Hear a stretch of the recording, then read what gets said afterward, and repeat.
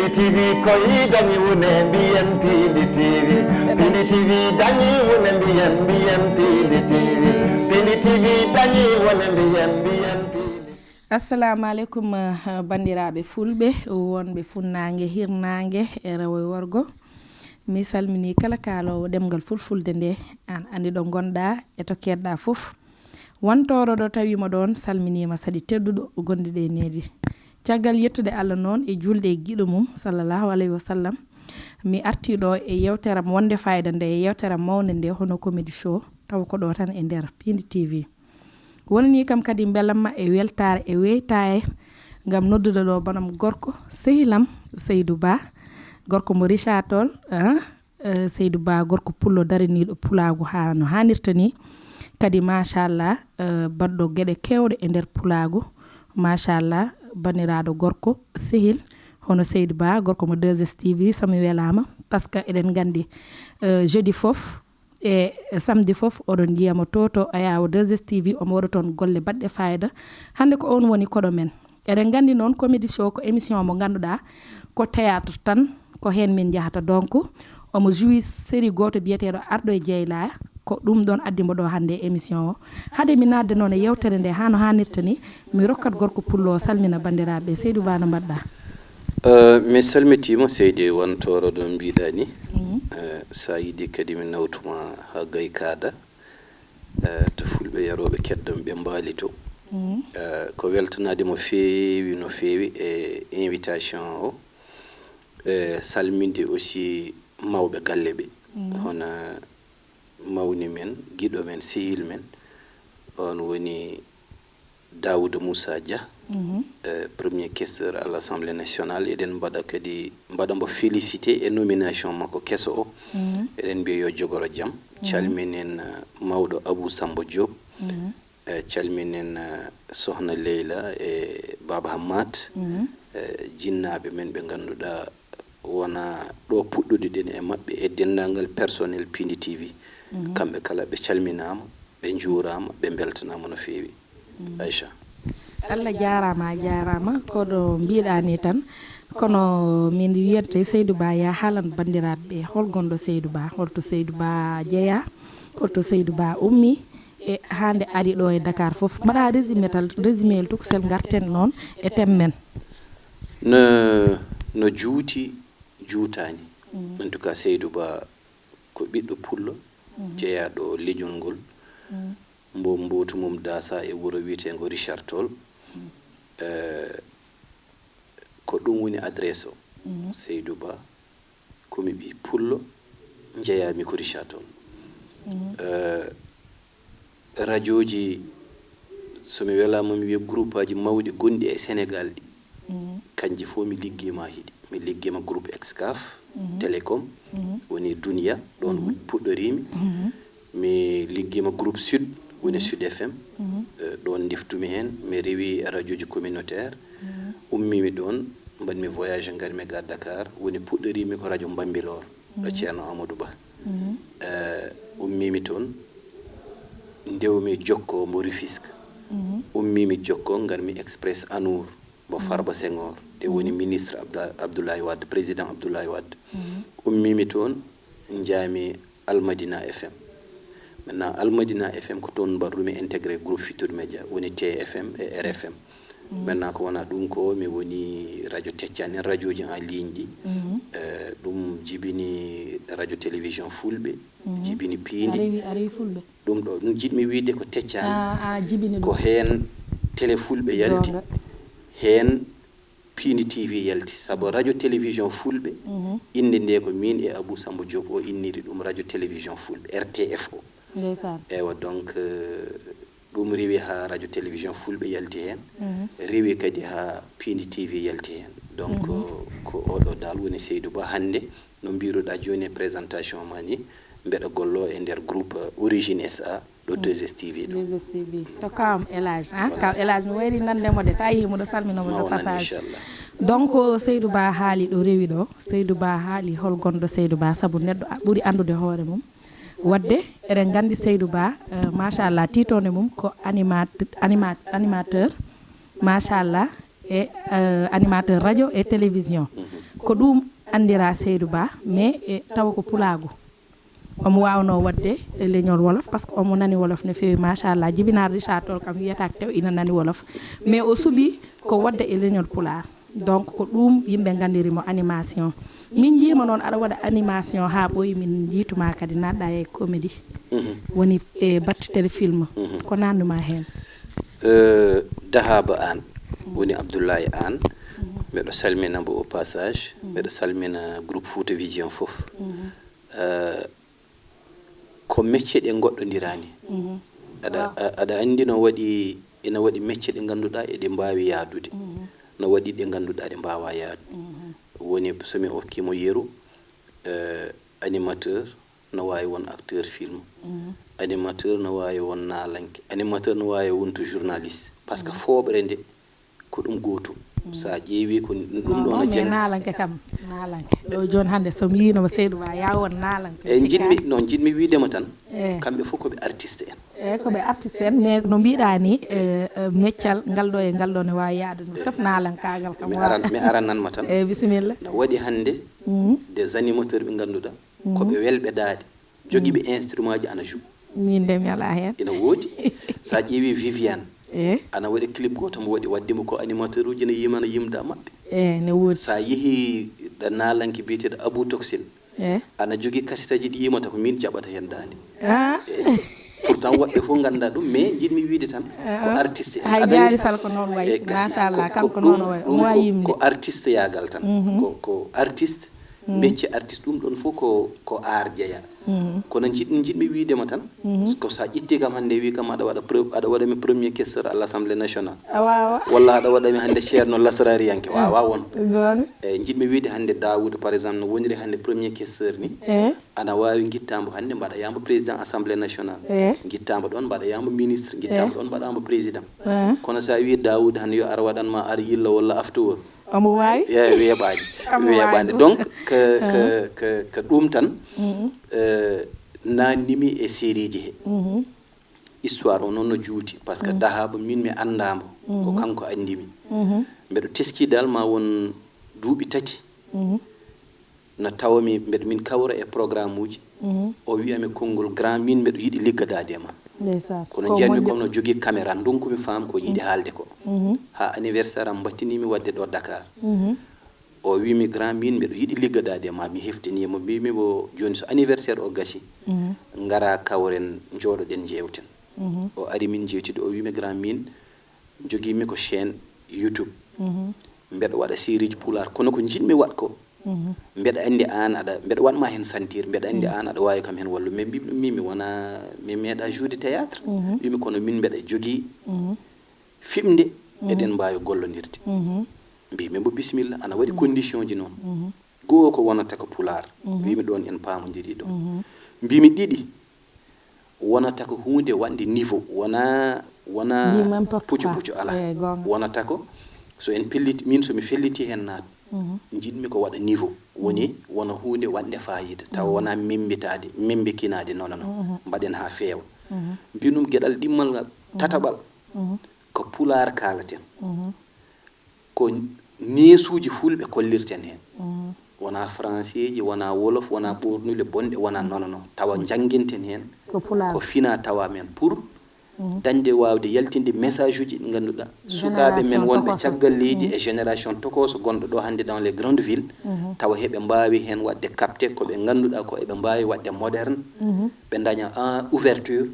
kono ɓe daña enracinement woni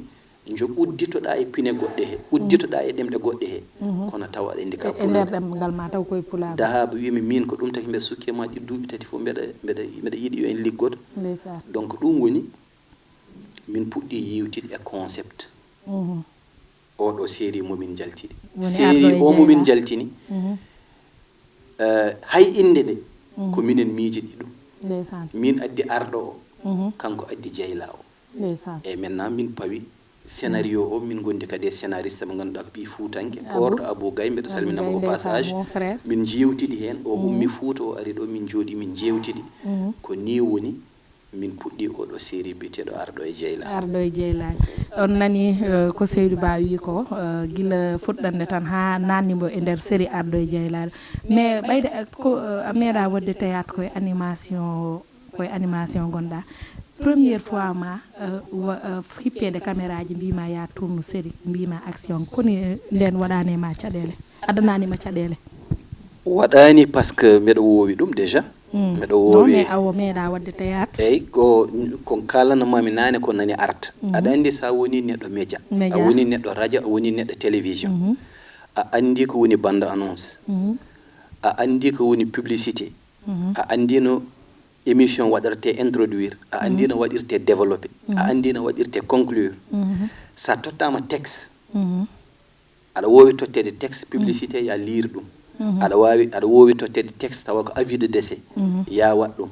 aɗa andi no mbaɗirta publicité soirée ni eno mbaɗirta kalirta tagge neɗɗo mayini wona goto donc sa andi ɗen gueɗe foof a joguima base o donc sa tottama scénario aɗa andi kamɓe kalanatma ko ɓornotoɗa kamɓe kalanatma no ɓornotoɗa aɗa wonde aɗa andi télé ko jiiɗa ko e théâtre foof ɓuri hen hewde doole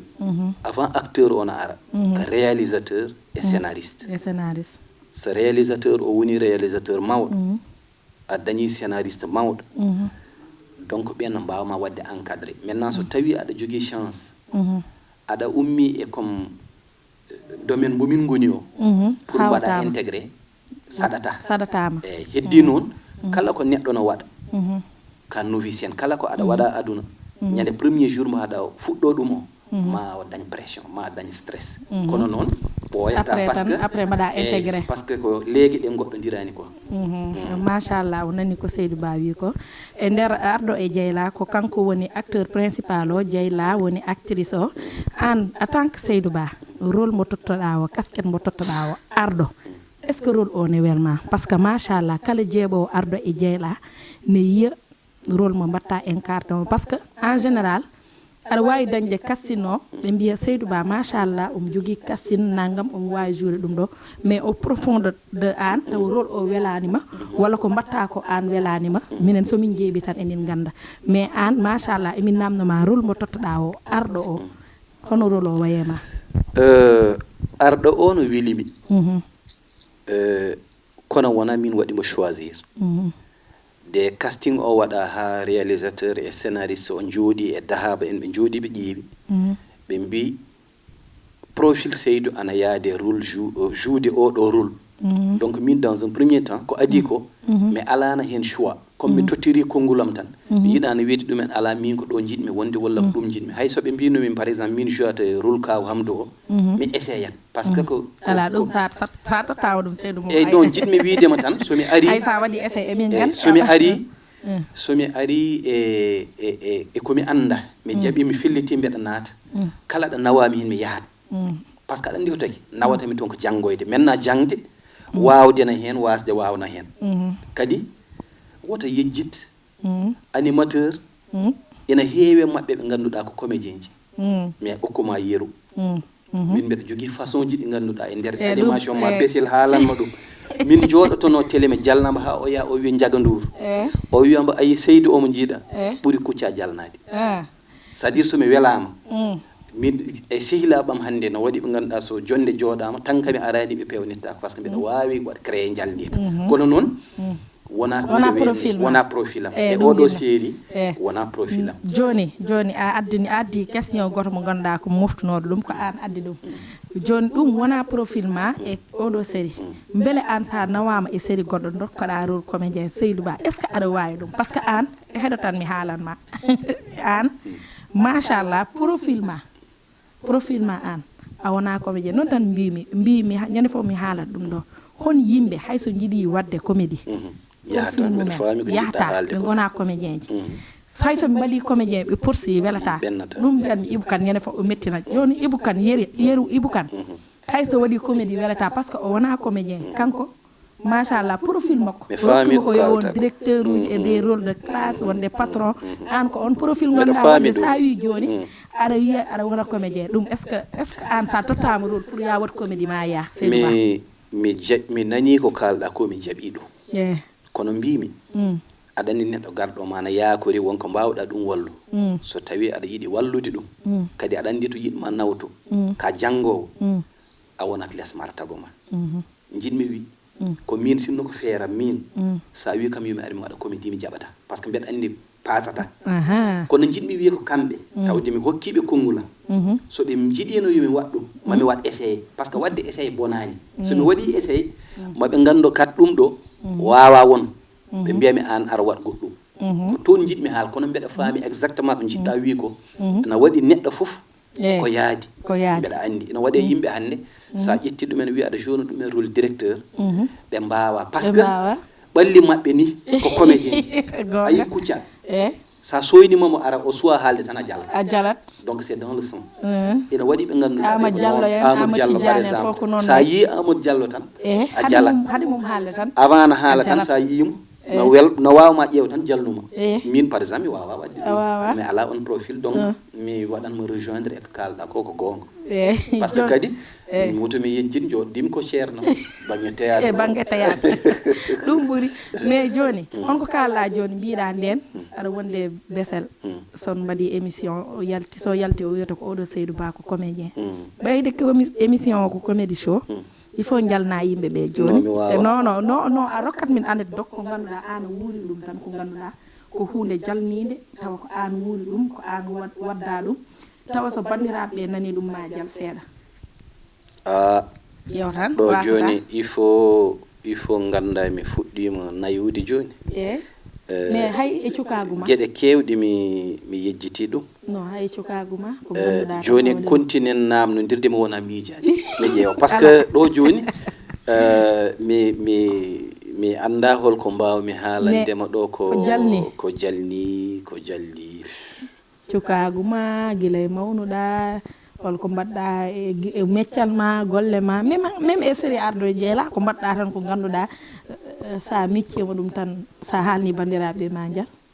aɗa andi ɓeydo dañde gonga am ko kalɗa nane ko mi yejjiti hen franchement mais peut être ɗa haade yewtere nde gasna wawi arta am mais ɗiɗini omi wadde ala probléme ɓayde o yejjitande o jaɓani mbiɗa andi Seydou Ba o yejjitani o jaɓani donc garren ha joni e émission o Seydou Ba waɗi film goto woni ardo e jeeyla ko ɗum yimɓe fof gandirma mete a paari kadi e nadde série ji goɗɗi pulaar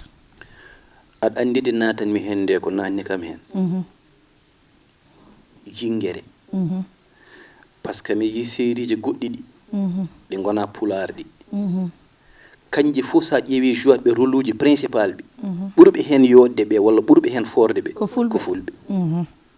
goho jiimi kala ɗe fulɓe ina tooñe hen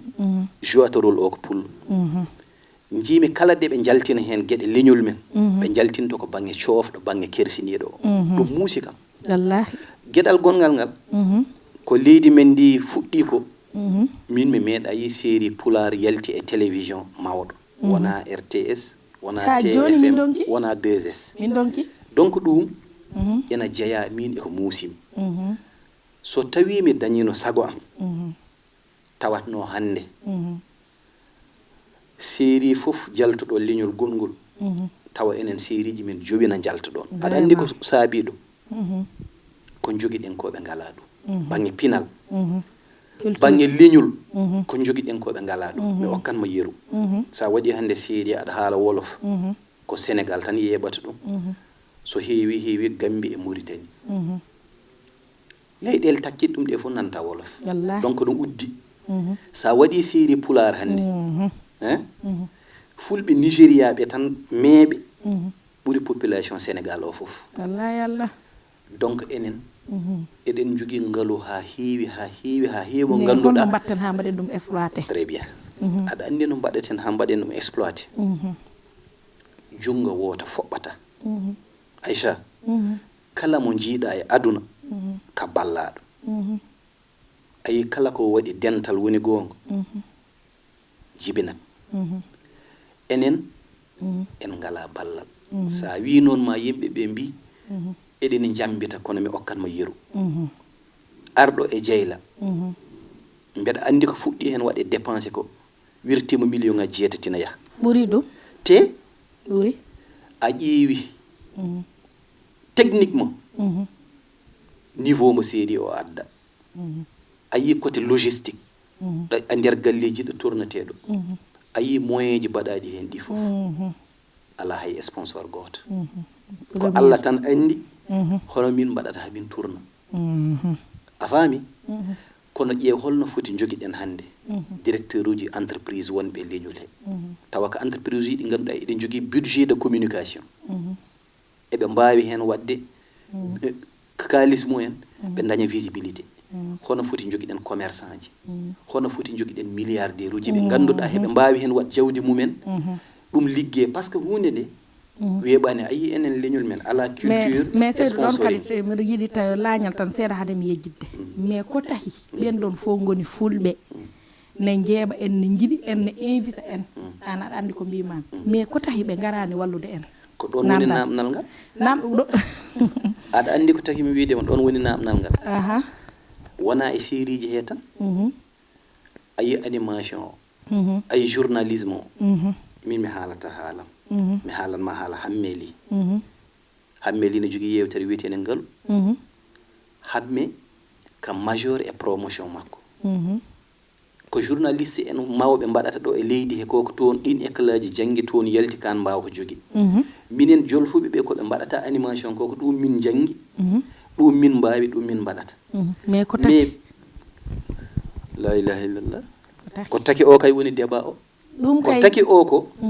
foti ɗum namnede ko joomen bagaseji ɓe ala pourtant noon kamɓe eɓe balla de e nomi haalnama kamɓe nomi haalnama kamɓe eɓe balla mi haalananma aɗa andi enen ko mbawɗen enen les acteurs mbawɗen ko waɗde produit pewnen mo ha feewa mbiyen ɗumen nani minen par exemple arɗo Dieyla de min ƴetti haalis amen min mbaɗi hen min tourni fewna ha feewi min e hooram ƴetti micro en wawno kam wasde hen taw mbimi eɗen ñaagui fulɓe ɓe goto foof so wawi hen wat 100 francs aɗa andi ko wonno hen ambition amen so tawi ko wonno objectif amen so tawi fulɓe ɓe goto fof waɗi hen 100 francs fulɓe Sénégal tan eɗen mbawimo nawde 2S walla eɗen mbawimo nawde TFM par ce que nomo fewnira ɗi omo wawi yaade hay canal plus omo wawi hay canal plus wallahi kono joni enen so en pewni so eɗen tourna ko autoji men nawaten enen coodata carburant enen pasata enen mbaɗata fof en pewni ha feewi enen en ngala hande million ngaji pour wawde ɗum naw télé sponsor e ɗum ko sponsor waɗata ɗum ɗum waɗata ɗum ko yimɓe mawɓe wonɓe caggal men ɗum ɗon so dañaka namnate ɗum ko kamɓe par ce que so tawi no mbaɗaten ko en mbawa ɗum en janggani ɗum walla en mbawa walla welani kono ko ɗum janggoɗen eɗen mbawi teena weeli par ce que sa waɗi ɗum YouTube joni joni jiya 100 ujunere jeeɓa ɗum ɗo e 2 jours firti kono weeli ko 100 ujunere neɗɗo ƴeewata e nder balɗe tati ana weeli kono est ce que so en dañani duysuɓe men hen yahata so en dañino ɗum hande ko joguiɗen hande banggue contenu ko mbawɗen hande fawde e théâtre eɗen mbawi dañ chaine uji ɗi ganduɗa tawa kanji ko théâtre pulaar tan ɗe jaltinta ko joga hen ko e ngaalu hay goto anda no foti tawa en jaltani Sénégal bon kono ɗum wona probléme min de somi juumani yimɓe tan ɗiɗo jiimi tan ne duusa théâtre pulaar somi juumi kadi miɗo noon kam e commentaire mi anda Daouda Moussa Dia goto jiimi e Djiby Oldou Ba machallah hande ɓeɗen mbawi wiide daha ɓe fof ko sukaɓe tokosɓe tampuɓe e leñol ngol tampanɓe pulaagu ngu te machallah minen emin gandi koɓe guurata ko hayso min garani wadde intégré e série ji mumen min hande daha moɗo jeeya hande ɓe o yewtidde emin gandi par ce que ko meccal amen emin gandi ɗum ɗo cahat aɗa wiya 8 millions aɗo e Dieyla sa ƴeewi saison 1 et 2 ɓuuri ɗum kono aɗa ni ko ɗum jibinta Aïcha Yila ayi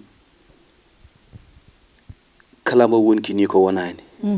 namneɗa ka ala yalla mi haalananma par ce que sa waɗi e meccal duuɓi nogas wonko ganduɗa hen kono ko ganduɗa hen ƴeew mais des fois noon Seydou Ba minen kadi komin foti no wiyete fotifaji eyyi mi haalanma par ce que des fois neɗɗo yiɗat walludema ara ette jawdi mum fof walluma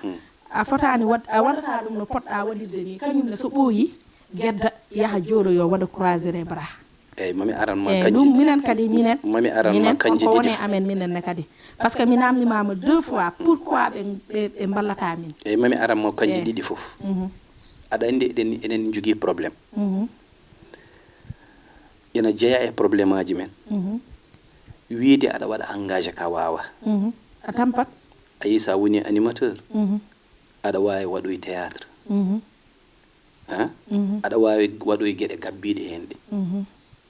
kono animateur joni sa wi ada fina hande ada woppa animation ada wonta ceerno tampa bilal ngal towi ha burti eden jogi kadi mi tongo don tan eden jogi cadele yimbe men jabani won professionnel en ayi meccal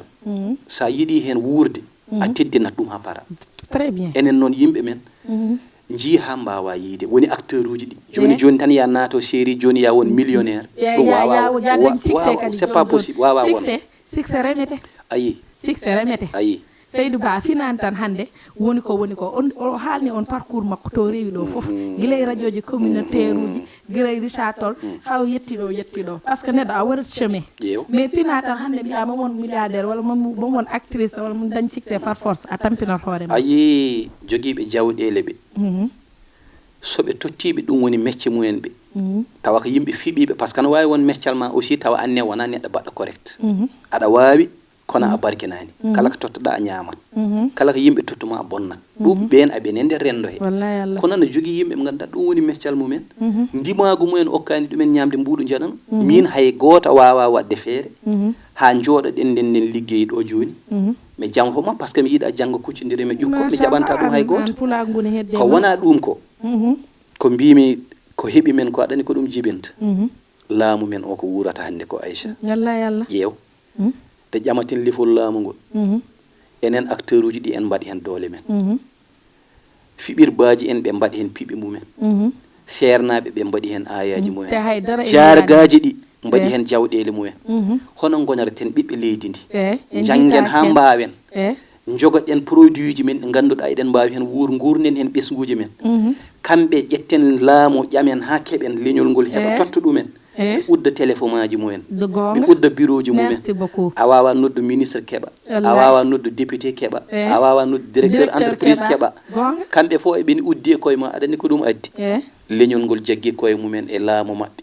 adandi ko dum jibinta yobe nduttobe kalda leñol ngol de balla yimbe be enen en jelaaki dumen o wino de ken koyal bingel morowen en jelaaki hay gota mumen gonga de kam jogiden ko gandal gonga kambe ko be jogi ko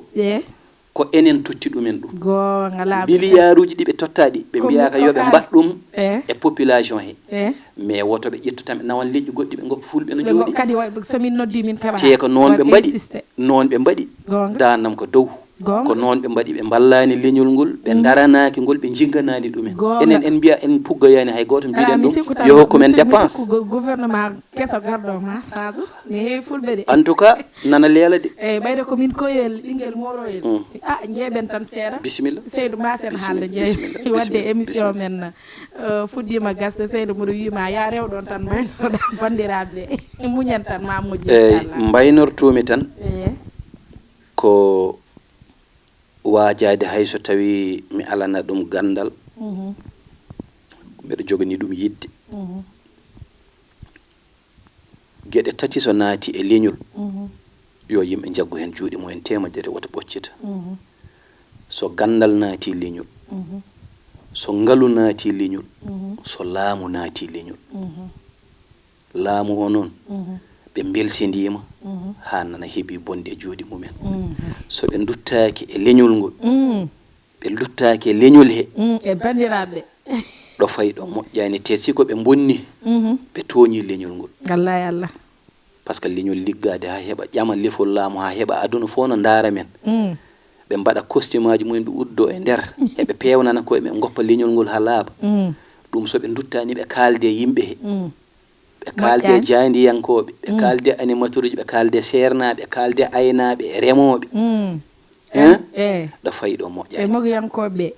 fof en tan a jaarama Seydou warani kam weltare mudo anduno somi invité ma ko dum dañan hen machallah parce que an ka référence e leñol ngol ka bibliothèque machallah ɓe mbi sa tawanoma a yadata yanoɓe nden Seydou Ba machallah mi weltima no fewi gorko pullo jontara mi rewa ɗon noon mi salmina Banel sehilam to ha to Australie muɗo wima ma chéri mi wayri nandema noon mi anda holko jagguma kono mi yewnima noddam Banel ko chéri faɗani ayi joni ko kurus tan o woni mi salminima no fewi Banel donc mi weltanima Seydou Ba kadi muɗo weltano mawɓe tambiɓe golle Piindi hono Abou Samba Diop Tata Leila kaw Hamad Thiam muɗo waɗa félicité noon Daouda Moussa Dia